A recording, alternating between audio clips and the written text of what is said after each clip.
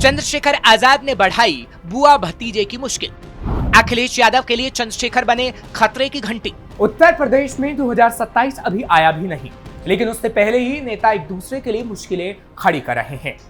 इसी कड़ी में चंद्रशेखर आजाद ने मायावती और अखिलेश के लिए अब मुश्किलें खड़ी कर दी हैं, जिससे पार पाना शायद ही अखिलेश और मायावती के बस की बात हो, क्योंकि मायावती और अखिलेश जो 2027 में जीत के लिए फॉर्मूला बना रहे हैं, उस फॉर्मूले की कार्ड चंद्रशेखर के पास है। ऐसे में अखिलेश और मायावती अब बुरी तरह से फंस गए हैं। नमस्कार, कैपिटल टीवी देख रहे हैं आप, मैं हूं आपके साथ हर्ष भारद्वाज।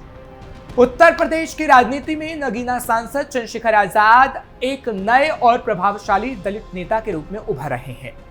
उनकी बढ़ती लोकप्रियता और राजनीतिक दृष्टिकोण ने न केवल बहुजन समाज पार्टी के प्रमुख मायावती की मुश्किलें बढ़ाई हैं, बल्कि समाजवादी पार्टी के अध्यक्ष अखिलेश यादव के लिए एक बड़ी चुनौती पेश की है। चंद्रशेखर की हालिया अपील, जिसमें उन्होंने मुस्लिम समुदाय से एकजुट होने और बार बार ठगे जाने से बचने का आह्वान किया, ये संकेत देता है कि वो अब सपा के मजबूत मुस्लिम वोट बैंक पर नजर गड़ाए हुए हैं, जिससे अखिलेश यादव को भारी नुकसान हो सकता है। दरअसल आजाद समाज पार्टी कांशीराम के प्रमुख और नगीना से सांसद चंद्रशेखर ने मुस्लिमों से अपील की है कि वो अब उन पर भरोसा ना करें, यानी अखिलेश और मायावती। रविवार को लखनऊ में चौक स्थित कन्वेंशन सेंटर में आयोजित प्रबुद्धजन सम्मेलन के दौरान चंद्रशेखर ने कहा कि क्यों बार बार ठगे जा रहे हो मियां, मेरे साथ आओ। आज वक्फ के नाम पर मुस्लिम समाज का नंबर आया है, आगे जैन, क्रिश्चियन और अन्य समाज का नंबर आएगा, इसलिए आवाज उठाना सीखो। नगीना से लोकसभा सांसद ने कहा कि आने वाले 10 साल में बहुजन समाज के पास नौकरियां नहीं होंगी। जब न्याय मांगने जाओगे तो जूते मारे जाएंगे। अखिलेश और मायावती पर कभी भरोसा मत करना। जिसके बाद ये कहा जा सकता है कि वो मुस्लिम जो अखिलेश और मायावती को वोट करता आया है, उसे चंद्रशेखर आजाद अपना बनाने की कोशिश कर रहे हैं, जिससे मायावती और अखिलेश की टेंशन बढ़ गई है। मुस्लिम मतदाता को अपने पाले में करना चाहती हैं राजनीतिक पार्टियां। मुस्लिम मतदाता लंबे समय तक उत्तर प्रदेश में किंगमेकर की भूमिका अदा करते रहे हैं, लेकिन वक्त के साथ सियासत ने ऐसी करवट ली है कि राजनीतिक अल्पसंख्यक से हटकर बहुसंख्यक समुदाय के इर्द गिर्द सिमट गई। हालांकि फिर भी मुस्लिम मतदाता यूपी में निर्णायक भूमिका में रहा है, इसलिए सूबे की सियासत बिसात पर मुस्लिम वोट बैंक की राजनीतिक अहमियत को अनदेखा नहीं किया जा सकता है। इसलिए सूबे में मुस्लिम वोटों को लेकर सपा से लेकर बसपा तक की नजर है। ये तो सभी जानते हैं कि बीजेपी को छोड़कर अन्य सभी दलों की नजर हमेशा मुस्लिम वोट बैंक पर रही है। पिछले चुनावों में मुसलमान वोट बैंक कई दलों में बढ़ता नजर आया था। चुनाव में मुसलमानों को अपने पाले में करने के लिए बसपा ने सबसे ज्यादा 88 मुस्लिम प्रत्याशियों को टिकट दिया था। इसके बावजूद ज्यादातर मुस्लिम वोट सपा को गया। इसका नतीजा रहा कि बसपा एक सीट पर सिमट गई। खुद मायावती ने चुनाव नतीजे आने के बाद ये बात कही थी कि मुसलमानों ने एक तरफा समाजवादी पार्टी को वोट दे दिया। ये उनकी बड़ी गलती है। वे अब इस कोशिश में हैं कि मुसलमान की सपा से दूरी बने और वो बसपा की तरफ आ जाए। वो लगातार बयान भी दे रही हैं। उन्होंने ये तक कह दिया था कि मुसलमान और यादवों का एक तरफा वोट पाकर भी अखिलेश सरकार नहीं बना पाए। अब इनका सपा से भरोसा उठ गया है, यानी ये कहा जा सकता है कि मायावती हमेशा मुसलमानों को अपना वोट बैंक मानती है, और जब मायावती से सपा के पास मुसलमान वोट बैंक गया तो अखिलेश उसे छिटकने नहीं देना चाहते। ऐसे में अब चंद्रशेखर आजाद सपा और बसपा का खेल बिगाड़ने के लिए मैदान में उतर आए हैं। दलित वोट पर भी चंद्रशेखर आजाद की नजर। उत्तर प्रदेश में दलित वोट, जो लगभग 21 से 23% मतदाताओं का प्रतिनिधित्व करते हैं, लंबे समय तक बीएसपी और मायावती के लिए एक मजबूत आधार रहे हैं।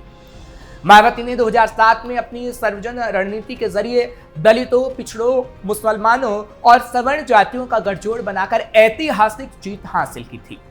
हालांकि हाल के सालों में बीएसपी की घटती लोकप्रियता और 2024 के लोकसभा चुनाव में 0 सीटों का प्रदर्शन इस बात का संकेत है कि मायावती का जाटव और गैर जाटव दलित वोट आधार अब कमजोर पड़ रहा है। इस स्थिति का लाभ चंद्रशेखर आजाद ने उठाया, जिन्होंने 2024 में नगीना लोकसभा सीट पर लगभग 1,05,000 वोट से जीत हासिल की, जबकि बीएसपी चौथे स्थान पर रही। पश्चिम यूपी में चंद्रशेखर की बढ़ रही पैठ। चंद्रशेखर की आजाद समाज पार्टी ने पश्चिमी उत्तर प्रदेश, खासकर सहारनपुर और नगीना जैसे क्षेत्रों में जहां जाटव और मुस्लिम मतदाता बड़ी संख्या में हैं, अपनी पैठ बनाई है। उनकी भारी जीत और बीएसपी की हार ने यह स्पष्ट कर दिया कि दलित युवाओं, विशेष रूप से जाटवों के बीच चंद्रशेखर का आकर्षण बढ़ रहा है। उनकी आक्रामक और जमीनी स्तर की राजनीति मायावती की पारंपरिक और कम सक्रिय शैली के विपरीत है, जो अब मुख्य रूप से प्रेस विज्ञप्तियों और सोशल मीडिया तक सीमित दिखती है। चंद्रशेखर आजाद की हालिया अपील, जिसमें उन्होंने मुस्लिम समुदाय से एकजुट होने और बार बार ठगे जाने से बचने की बात कही, सपा के लिए एक बड़ा खतरा बन रही है। सपा का पारंपरिक वोट आधार यादव, जो कि लगभग 8 से 10% मतदाता है, मुस्लिम जो लगभग 19% और कुछ अन्य पिछड़ा वर्ग यानी ओबीसी समुदाय पर निर्भर है। 2024 के लोकसभा चुनावों में सपा ने पिछड़ा, दलित, अल्पसंख्यक यानी पीडीए रणनीति के जरिए 37 सीटें जीती, जिसमें दलित और मुस्लिम वोटों का महत्वपूर्ण योगदान था। सपा के लिए चंद्रशेखर क्यों है खतरे की घंटी? हालांकि चंद्रशेखर की मुस्लिम समुदाय को एकजुट करने की अपील और उनकी बढ़ती लोकप्रियता सपा के लिए खतरे की घंटी है। एक्स पर कुछ पोस्ट में दावा किया गया है कि मुस्लिम युवाओं में चंद्रशेखर का क्रेज बढ़ रहा है और मुस्लिम वोटर धीरे धीरे सपा से हटकर उनकी ओर खिसक रहा है। हालांकि इन दावों को पूरी तरह सत्यापित नहीं किया जा सकता, लेकिन यह स्पष्ट है कि चंद्रशेखर की रणनीति सपा के मुस्लिम वोट बैंक को प्रभावित करने की कोशिश कर रहा है। उनकी यह रणनीति नगीना में पहले ही सफल हो चुकी है, जहां उन्होंने दलित और मुस्लिम वोटों का प्रभावी गठजोड़ बनाया था। चंद्रशेखर का अखिलेश यादव पर बड़ा आरोप। चंद्रशेखर की यह रणनीति सपा के लिए इसलिए भी चिंताजनक है क्योंकि अखिलेश यादव ने हाल के सालों में दलित वोटरों को आकर्षित करने के लिए कई कदम उठाए हैं, जैसे बाबा साहेब वाहिनी की स्थापना और सामान्य सीटों पर दलित उम्मीदवारों को उतारना। हालांकि चंद्रशेखर की आक्रामक और युवा केंद्रित अपील खासकर पश्चिमी उत्तर प्रदेश में सपा के इस प्रयास को कमजोर कर सकते हैं।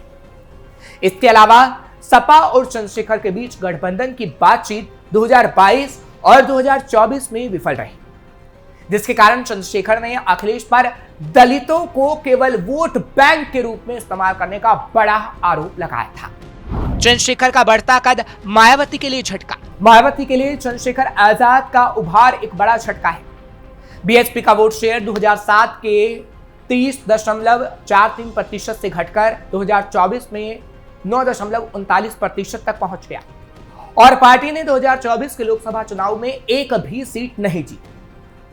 मायावती की रणनीति, जिसमें उन्होंने मुस्लिम उम्मीदवारों को मैदान में उतारा, दलित मुस्लिम गठजोड़ को मजबूत करने में विफल रही। इसके विपरीत चंद्रशेखर ने नगीना में इस गठजोड़ को सफलतापूर्वक लागू किया, जिससे उनकी विश्वसनीयता बढ़ी और चंद्रशेखर आजाद की रणनीति कामयाब रही। चंद्रशेखर से गठबंधन न होने पर सपा को हो सकता है नुकसान। सपा और चंद्रशेखर के बीच गठबंधन की असफल कोशिशें भी अखिलेश के लिए नुकसान पहुंचा सकती हैं। 2022 में चंद्रशेखर ने दावा किया कि अखिलेश ने उन्हें गठबंधन में शामिल करने से इनकार कर दिया, जिसके कारण वो सपा के खिलाफ तीखी आलोचना करने लगे। ये तनाव 2027 के विधानसभा चुनावों में सपा के लिए और चुनौती पेश कर सकता है, क्योंकि चंद्रशेखर की पार्टी ने सभी 403 सीटों पर लड़ने की घोषणा की है। बीजेपी के लिए अवसर और चुनौतियां। चंद्रशेखर आजाद का उभार और दलित मुस्लिम वोटों का विभाजन बीजेपी के लिए एक बड़ा अवसर हो सकता है। बीजेपी ने पहले ही गैर जाटव दलित वोटों जैसे खाटेका और वाल्मीकि को अपने पक्ष में किया है और 2024 के चुनावों में कुछ जाटव वोट भी हासिल किए। चंद्रशेखर और मायावती के बीच दलित वोटों का बंटवारा और सपा के मुस्लिम वोटों में सेंधमारी बीजेपी को त्रिकोणीय मुकाबले में फायदा पहुंचा सकती है। हालांकि बीजेपी को सतर्क भी रहना होगा, क्योंकि चंद्रशेखर की दलित मुस्लिम रणनीति पश्चिमी उत्तर प्रदेश में उनके लिए चुनौती बन सकती है, जहां दलित और मुस्लिम मतदाता निर्णायक है। लेकिन अभी तो फिलहाल यही कहा जा सकता है कि 2027 में चंद्रशेखर अखिलेश और मायावती को काफी नुकसान पहुंचाने वाले हैं, जिसका डर अखिलेश और मायावती को बखूबी सता रहा है। फिलहाल आपको ये खबर कैसी लगी कमेंट सेक्शन में जरूर बताएं। खबर को लाइक शेयर करें, कैपिटल टीवी को सब्सक्राइब करना ना भूलिएगा।